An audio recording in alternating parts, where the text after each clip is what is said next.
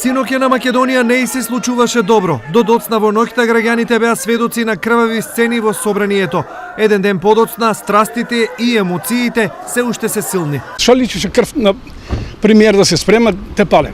Зашто личи? Сите потресени, само гледаме зјаемо телевизор што ќе биде. Не требаше ни да влезат, па не требаше да и дозволат да влезат.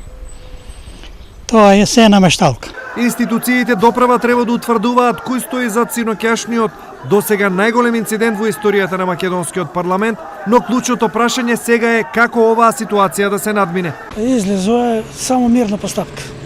Сиднување на маса. Овака народ ќе гина, а они паќе се пунат со пари. Да почне да се смире страстите и доста биде со ВМРО. Нека се даде на тој стварно што ќе води. Можеме да пробаме и со СД што ќе биде. Додека не се реши не може да не видено. Не сме те што ќе ги судиме ако бил, како ВМРО што смирил, ќе смиреме и СД ќе смиреме.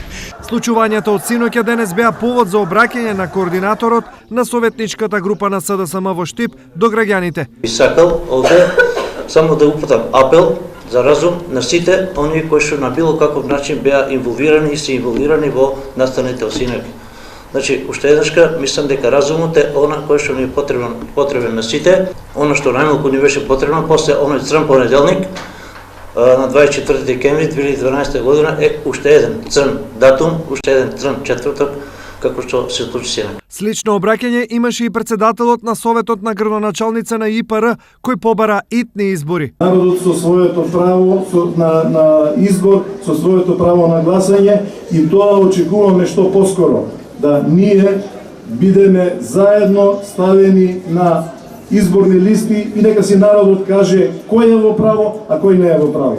Од утринава состојбата во државата е мирна, но за институциите доправа предстои многу работа.